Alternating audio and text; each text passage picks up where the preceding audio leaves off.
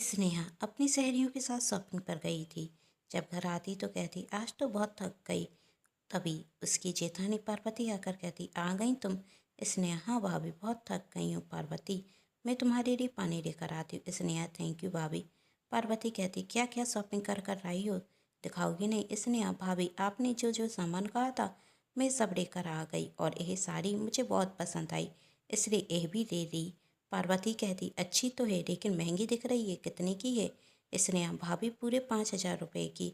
पार्वती स्नेहा से कहती स्नेहा इसकी क्या ज़रूरत थी, अभी तो कोई फंक्शन भी नहीं है और त्यौहार भी नहीं आ रहा है, तो इतनी महंगी साड़ी लेने की क्या ज़रूरत थी। स्नेहा कहती तो क्या हुआ भाभी, मेरी दोस्त ने भी तो ली है। पार्वती कहती तुम्हारी दोस्त के मायके में शादी है तो उसने ले ली, लेकिन हमारे यहाँ तो अभी कोई फंक्शन नहीं है, तो हमें इतनी महंगी साड़ी लेने की क्या ज़रूरत है। देखो ना स्नेहा पैसों का महत्व समझो।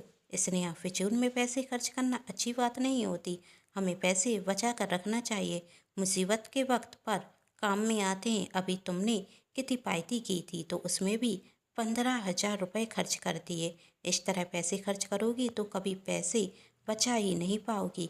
तभी स्नेहा कहती भाभी ऐसे भी क्या पैसे जोड़ कर रखना कि हम अपने शौक ही पूरे नहीं कर सकें। आखिर इंसान पैसा कमाता ही क्यों है, अपने शौक पूरे करने के लिए। लेकिन स्नेहा पार्वती कहती तभी स्नेहा पार्वती को रोकते हुए कहती भाभी मेरे पति की इनकम आपके पति की तरह कम तो है नहीं, वही बहुत कमाते, इसलिए मुझे नहीं लगता कि मुझे बचत करने की ज़रूरत है।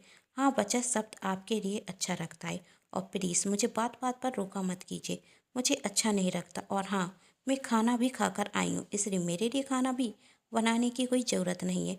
मैं बहुत थक गई हूँ, अपने कमरे में जाकर आराम करती हूँ, कहकर स्नेहा वहाँ से चली जाती। स्नेहा की बातें सुनकर पार्वती को अच्छा नहीं लगता और वही दुखी होकर अपने काम करने लगती। और स्नेहा अपने कमरे में जाकर अपनी 5,000 की साड़ी खुद के ऊपर लगाकर बार बार खुद को आईने में देख रही थी और सोच रही थी कितनी सुंदर साड़ी है। तो जलती हैं इसलिए ऐसी बातें करती हैं, ये साड़ी मुझ पर कितनी अच्छी लग रही है, लेकिन मेरी मिथिल क्लास भाभी यही बात कहाँ समझेंगी। उनके लिए तो सिर्फ पैसे बचा कर रखने के लिए होते हैं, खुद तो कोई शौक करती नहीं और मुझे भी मेरे शौक पूरे करने नहीं देती।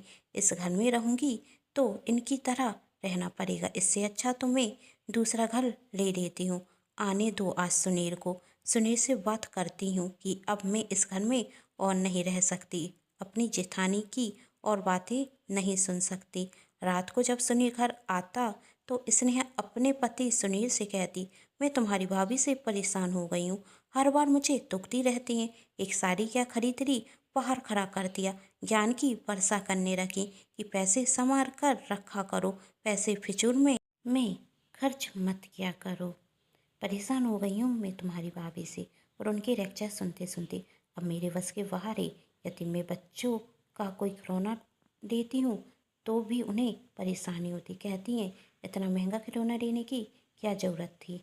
अब 2 हफ्ते पहले की बात ले लो, मैं ऋतिक को लेकर मार्केट गई तो ऋतिक को एक खिलौना पसंद आया तो वही रोने लगा, कहने लगा मुझे तो एक खिलौना चाहिए। अब बच्चा रो रहा था तो मैंने उसे दिला दिया, तो भाभी कह रही थी 2,000 रुपये का खिलौना दिलाने की क्या ज़रूरत थी, ऋतिक के पास तो पहले से भी बहुत खिलौने, हद होती है हर एक बात की। मैं अब तुम्हारी भाभी के साथ और नहीं रह सकती, दूसरा घर देख लो, हम वहीं पर रहेंगे। सुनील स्नेहा को समझाते हुए कहता भाभी ने मुश्किल दिन देखे हैं, वही एक एक पैसे की कीमत जानती हैं, इसलिए वही तुमसे कहती हैं कि पैसों को संभाल के खर्च किया करो। मैं बहुत छोटा था जब मेरे माता पिता का स्वर्गवास हो गया था, भैया और भाभी ने ही मुझे पार पोस कर बड़ा किया है, जानती हो उस वक्त भैया की नौकरी भी नहीं थी, बड़ी मुश्किल से घर का खर्च चलता था। भाभी को आज भी वही दिन याद हैं, इसलिए वही कहती हैं कि मुसीबत के समय के लिए पैसे बचा कर रखना चाहिए। स्नेहा कहती तुम मुझे एक ही कहानी कितनी बार सुनाओगे, मैं जब भी तुमसे अलग होने के लिए कहती हूँ तो तुम मुझे यही कहानी सुनाती हो। ठीक है मानती हूँ कि भाभी ने वही दिन देखे हैं जब उनके पास पैसे नहीं थे, लेकिन आज तो हमारे पास पैसे हैं, तो क्या हम आज भी खुलकर खर्च नहीं कर सकते? भाभी को इतनी सी बात क्यों समझ में नहीं आती? मैंने सोच लिया है कि अब मैं इस घर में नहीं रहूँगी, मुझे अपना अलग घर लेना है। सुनील, अलग घर लेना इतना आसान नहीं है स्नेहा, मैं नहीं जानती। तुम आज ही भैया से अपना हिस्सा लो और इस घर से अलग हो जाओ। स्नेहा जिद पर अड़ी गई थी कि अब उसे अलग घर में रहना है और स्नेहा की जिद के आगे सुनील को हार गया और उसने एक नया घर ले लिया। अब स्नेहा और सुनील अपने बच्चों के साथ उसी घर में रहने लगते और स्नेहा बहुत खुश थी कि अब मैं इस घर की मालकिन हूँ और जो चाहती हूँ वही कर सकती हूँ और जेठानी की बंदिशों के अंदर मुझे नहीं रहना पड़ेगा। अब मुझे रोकने टोकने वाला कोई नहीं है। इसने अब खुलकर शॉपिंग कर दी, उसे रोकने टोकने वाला कोई नहीं था। उसका जो मन होता वही खरीदती। एक दिन स्नेहा के पति सुनील को ऑफिस के काम से शहर के बाहर 1 महीने के लिए जाना पड़ा। तभी स्नेहा के मायके से फ़ोन आता कि उसके पिता को हार्ट अटैक आया है। इस खबर को सुनकर स्नेहा बहुत दुखी होती। सुनील घर पर नहीं था और बच्चों के एग्जाम चल रहे थे। वह बच्चों को अकेला छोड़कर अपने मायके कैसे जाती, उसे कुछ समझ में नहीं आ रहा था। वह क्या करे, लेकिन स्नेहा अपने मायके जाना चाहती थी, अपने पिता को देखना चाहती थी, लेकिन वह अपने बच्चों को अकेला छोड़कर भी तो नहीं जा सकती थी। तभी वह अपनी दोस्त अंजलि को फ़ोन करती और कहती, क्या 1 हफ्ते के लिए मैं अपने बच्चों को तुम्हारे घर छोड़कर अपने मायके जा सकती हूँ? बच्चों के एग्जाम चल रहे हैं, तुम तो जानती हो, इसलिए मैं उन्हें अपने साथ लेकर नहीं जा सकती। तुम अपने बच्चों के साथ उन्हें भी स्कूल भेज दिया करो। तभी अंजलि कहती, स्नेहा माफ़ करना, मुझसे मेरे ही तो 2 बच्चे संभाले नहीं जाते, ऊपर से मैं तुम्हारे 2 बच्चों को कैसे संभालूंगी। स्नेहा सोच रही थी, यदि जेठानी जी के साथ रहती तो आज इस परेशानी का सामना नहीं करना पड़ता। बिना हिचक उनके पास अपने बच्चों को छोड़कर चली जाती और अपने बच्चों की कोई चिंता भी नहीं होती। क्या अपनी जेठानी जी को फ़ोन करूं? स्नेहा फिर सोचती, किस मुंह से जेठानी जी को फ़ोन करूं, वही घर तो मैं ही छोड़कर आई थी। तभी स्नेहा की जेठानी पार्वती वहां आती और स्नेहा से कहती, स्नेहा सुना है कि तुम्हारे पिताजी को हार्ट अटैक आया है। स्नेहा रोते हुए कहती, हाँ भाभी। तो पार्वती कहती, फिर तुम यहाँ क्या कर रही हो? तुम्हें तो अपने पिताजी के घर जाना चाहिए, जाओ अपने मायके जाओ। स्नेहा कहती है, लेकिन बच्चों के पेपर हैं, उन्हें भी तो छोड़कर नहीं जा सकती।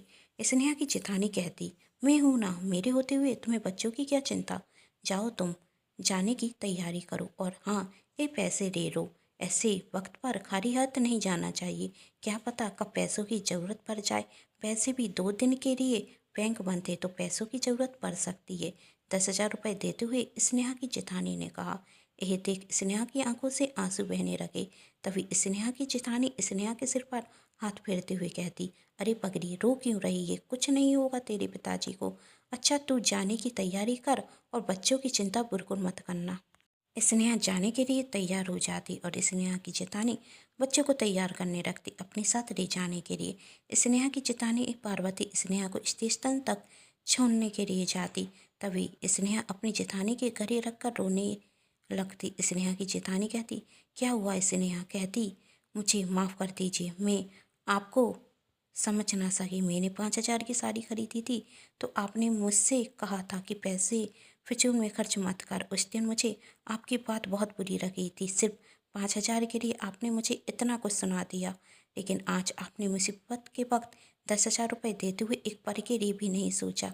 मेरे पति आपके पति से ज़्यादा कमाते हैं, मैंने आपसे कहा था, लेकिन मेरे पास आज 1 रुपये भी नहीं था कि अपने साथ मायके लेकर जा सकूं और आपने मुझे 10,000 रुपये तुरंत दे दिए। पार्वती स्नेहा से कहती है, यह वक्त इन सब बातों का नहीं है, तुम्हारी तरह ना चुकी है। अब तुम जाओ और मुझे फ़ोन करती रहना, यदि मेरी ज़रूरत हो तो मैं भी आ जाऊंगी। स्नेहा अपनी जेठानी के पैर छूती और वहाँ से चली जाती है। जब स्नेहा के पिताजी ठीक हो जाते हैं तो पूरे 1 महीने बाद स्नेहा अपनी जेठानी के घर जाती तो वह देखती कि उसके बच्चे तो बहुत खुश हैं। सुनील भी आ चुके हैं और वह भी अभी वहाँ पर हैं। जेठानी जी ने बच्चों का बहुत अच्छे से ख्याल रखा है। स्नेहा की जेठानी स्नेहा से कहती, अब तुम्हारे पिताजी कैसे हैं? स्नेहा कहती, अब ठीक है। जेठानी जी कहती, आज बहुत रात हो गई है, आज रात तुम यहाँ पर ही रुको, जाओ घर घर चली जाना। स्नेहा कहती, नहीं भाभी, अब मैं अपना घर छोड़कर कहीं नहीं जाऊंगी। स्नेहा कहती, अब मैं अपने परिवार को छोड़कर कहीं नहीं जाऊंगी। अब मुझे पैसों की और अपने परिवार की दोनों की ही अहमियत बहुत अच्छे से समझ में आ गई है। आपने सच कहा था, मुसीबत के वक्त कृपया पैसों को संभाल कर रखना चाहिए। आपके दिए हुए पैसे आज काम में आ गए थे। मैं बिना सोचे समझे सुनील की पूरी तनख्वाह खर्च कर देती थी, और यदि आज आप ना होती तो मैं अपने पापा को देखने तक नहीं जा पाती। मैं गुस्से में आकर आपसे बहुत कुछ कह देती थी, लेकिन आज मुश्किल घड़ी में आपने ही मेरी मदद की। इतनी अच्छी जेठानी और इतने अच्छे परिवार को छोड़कर मैं कहाँ जा सकती हूँ। ये सुनकर सुनील और बच्चे बहुत खुश होते कि अब हम इसी घर में रहेंगे एक साथ। उम्मीद करती हूँ दोस्तों आप सभी को मेरे द्वारा लिखी गई ये कहानी पसंद आई होगी। यदि कहानी पसंद आई है तो चैनल को सब्सक्राइब कर दीजिएगा और पास में जो बेल आइकन का बटन है उसे प्रेस करना बिल्कुल ना भूलें, क्योंकि उसी से मिलेंगी आप सभी को मेरी आने वाली हर कहानी की नोटिफिकेशन। और वीडियो को भी लाइक कर दीजिएगा और अपनों के साथ शेयर करना बिल्कुल ना भूलें। Thanks for watching.